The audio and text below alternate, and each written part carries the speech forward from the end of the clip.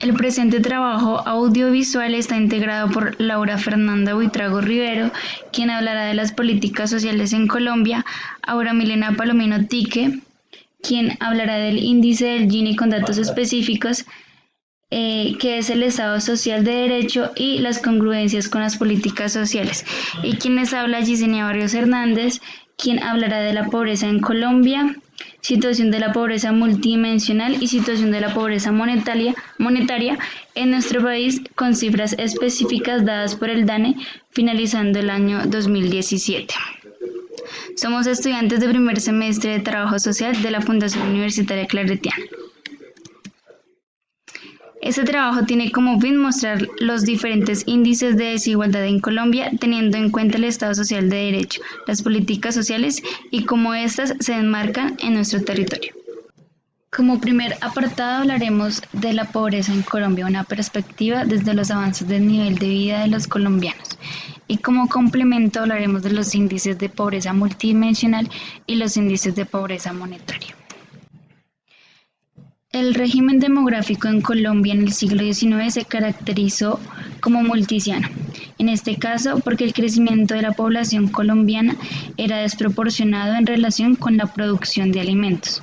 En general, el siglo XIX se caracterizó por tener un desempeño económico muy bajo, un incremento de población constante, unas tasas de mortalidad y fecundidad muy altas, unos niveles de vida muy bajos y una economía principalmente agraria.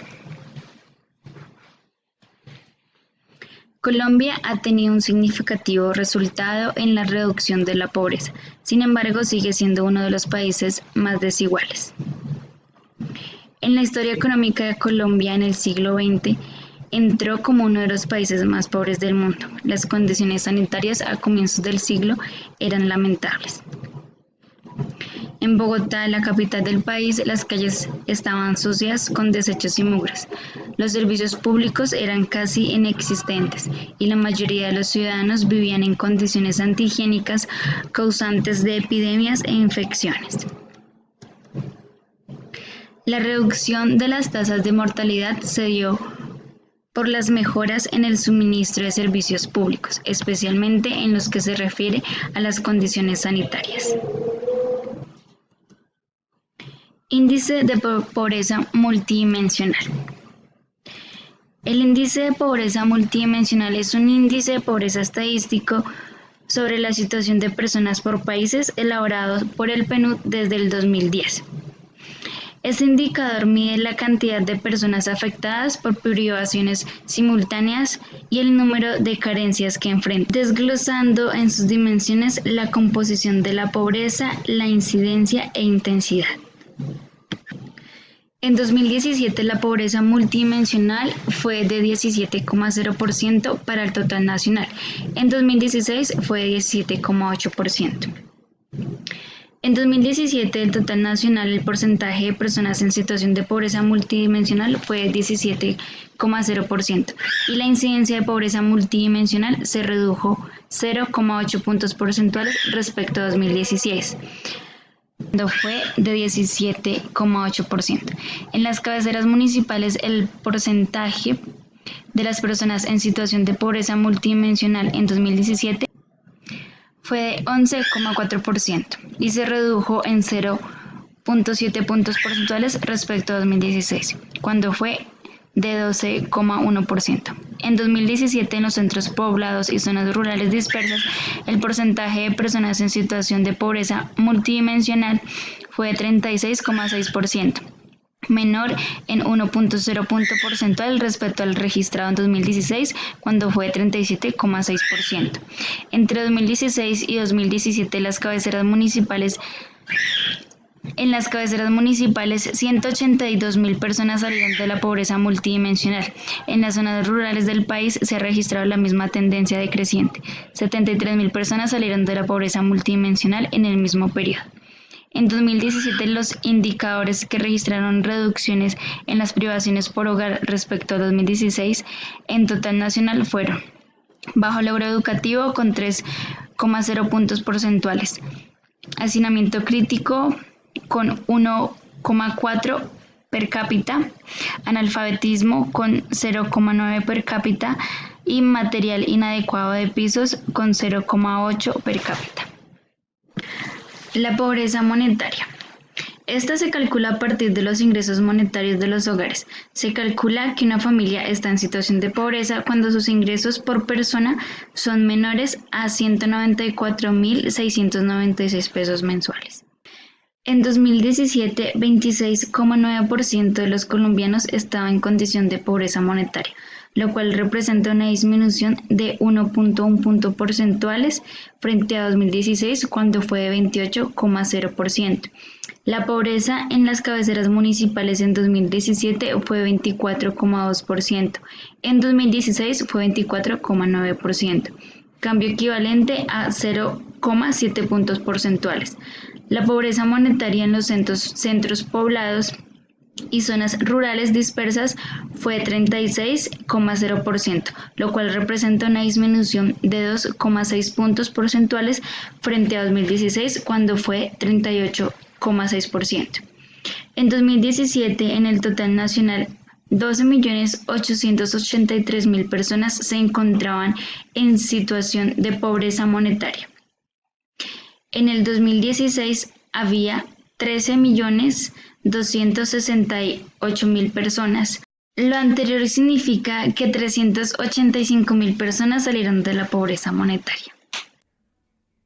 Hola, hoy hablaremos del índice Gini. El índice Gini es una herramienta creada por el alemán Corrado Gini y esta nos sirve para medir la desigualdad que existe a nivel mundial o en cualquier parte que se quiera hacer alguna estadística.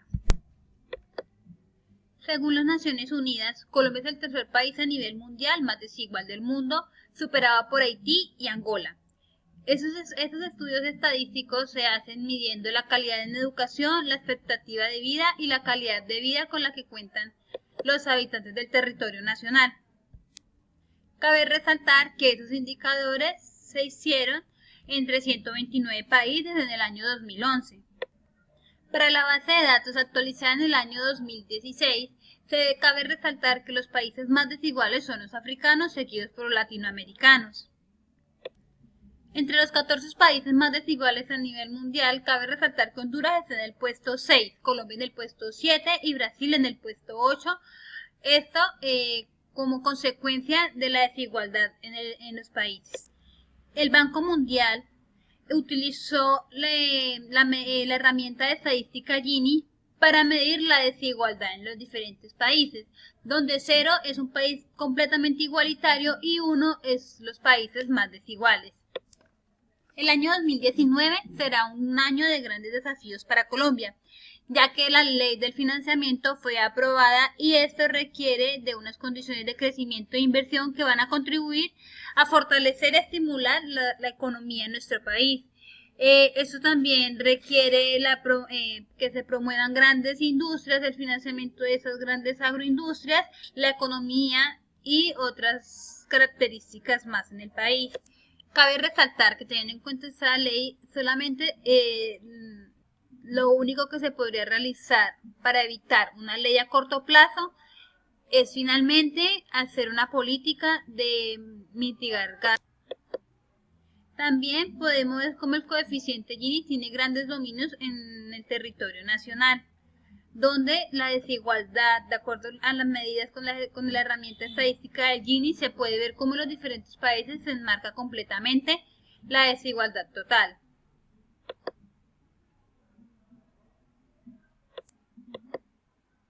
Por otro lado, hablamos del Estado Social de Derecho. El Estado Social de Derecho es un modelo europeo donde podemos resaltar que un territorio con Estado Social de Derecho es un territorio completamente igualitario, donde nuestros gobernantes deben velar por los beneficios y por la igualdad de derechos y el cumplimiento de la Constitución de cada nacionalidad. El Estado Social de Derecho tiene como objetivo defender y hacer cumplir los derechos establecidos en la Constitución política de cada país. Además, cuenta con unos ejes principales. Estos como derechos, la igualdad y la libertad como derechos fundamentales, derecho a una educación digna, a una vivienda digna y a una calidad de vida digna para todos sus habitantes. Cuando el Estado Social de Derecho no nos cumple con las diferentes características y objetivos, la misma Constitución nos da herramientas para crear acciones donde podamos nosotros como ciudadanos exigir el cumplimiento de nuestros derechos. La congruencia que se puede establecer entre el Estado Social de Derecho y las políticas sociales y económicas en el territorio nacional realmente son mínimas, aunque el Estado Social de Derecho y las políticas sociales tienen mucha congruencia porque su finalidad es realmente velar por los derechos de los ciudadanos en un país como el nuestro, realmente es algo difícil. Es difícil establecer congruencia entre el Estado Social de Derecho y las políticas sociales y económicas en nuestro país, ya que realmente aquí no se crean políticas sociales, sino proyectos donde se dan ayudas paulatinas a cierto porcentaje de la población vulnerable, porque realmente no se le cumple a todas las personas. Es también algo complejo establecer una congruencia cuando nuestros mismos gobernantes, podemos decirlo, que son las mismas personas que nos condicionan, nos limitan y nos mitigan los recursos establecidos para las ayudas y para la solución de problemáticas que se establecen. Aunque Colombia se puede tener algo de Estado Social de Derecho, realmente no se cuenta con el funcionamiento real de lo que es esto a un punto de vivir lo que se vive realmente aquí en Colombia. Y cabe resaltar también cómo esta desigualdad nos lleva a convertirnos en uno de los países más desiguales a nivel mundial y cómo el interés particular de cada una de las personas que gobiernan nuestro territorio nacional realmente lo que hacen es abrir una brecha cada día más grande entre pobres y ricos, donde cada día la población vulnerable crece y crece. Teniendo en cuenta que Colombia es un Estado social de derecho, realizaremos un análisis de las políticas sociales, teniendo como fundamento el Plan Nacional de Desarrollo en vigencia hasta el año 2022 y las investigaciones realizadas por el Departamento Nacional de Planeación. Es así que mediante la implementación de políticas públicas se busca la estabilidad del Estado a largo plazo con objetivo de disminuir la pobreza mediante un enfoque equitativo. Esto se puede lograr mediante los siguientes pilares: educación de calidad, salud y seguridad, mercado laboral, apoyo en el emprendimiento y mecanismos de promoción social efectivos. Es decir, que para hablar de educación lo miraremos como instrumento que busca la competencia laboral, la calidad en el empleo y mejorar el nivel de ingresos en los individuos. Esto con intención de formar profesionales competitivos en un mundo globalizado. Situación cuestionante, ya que busca fortalecer la cobertura a nivel nacional y territorial para mejorar la calidad del servicio de educación. Esto como objetivo de formar un capital humano competitivo operativamente, pues su enfoque es en la educación para el trabajo. Para hablar de salud debemos verlo desde un enfoque de intervención a familias, infancia y adolescencia y una vejez digna. También debemos analizar cómo es de cuestionante que en este aspecto incluyamos el desarrollo ambiental. Esto solamente puede decir que no hay una sugerencia que priorice los riesgos ambientales y esta puede ser la causal real de por qué la explotación de los recursos naturales. Es importante resaltar el marco normativo que iniciamos desde la Ley 100 del 93 hasta los acuerdos nacionales en seguridad social de la Comisión de Regulación. Haciendo un paralelo con la situación actual de la salud, podemos observar las consecuencias que trae dejar el marco normativo en manos también de terceros de un servicio que debe ser público. Según el Plan Nacional de Desarrollo, nos muestra 6 opciones o 6 propuestas para mejorar la calidad del servicio de salud.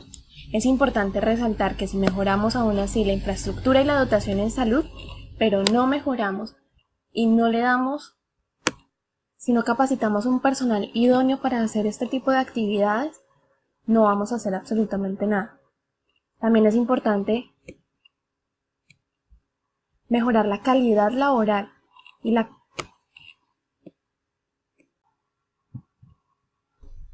Subgerencia de Empleo y Seguridad Social busca la protección laboral desde los siguientes pilares: la seguridad social integral, protección laboral, mercado laboral y empleabilidad, y como hemos visto como eje transversal, la formación para el trabajo.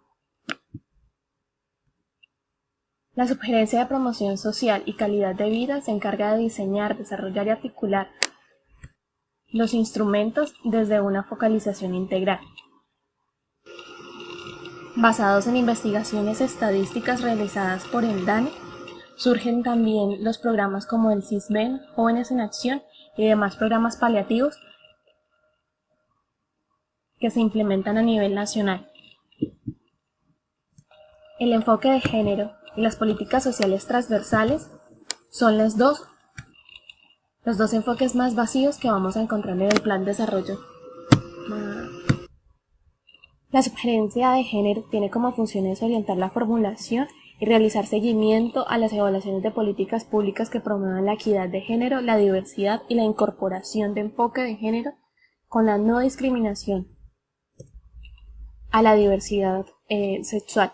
Esto implementando también la transversalidad en los planes, programas y proyectos que se realicen a futuro.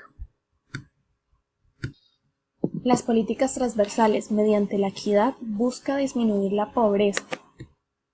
Es así que nos muestra que este enfoque es uno de los más vacíos teóricamente que podemos encontrar en el Plan Nacional de Desarrollo, dejando así ciertos vacíos sociales que nos muestra el enfoque que tiene el Estado solamente para hacer un crecimiento económico a costa de todo el nivel social que pueda tener.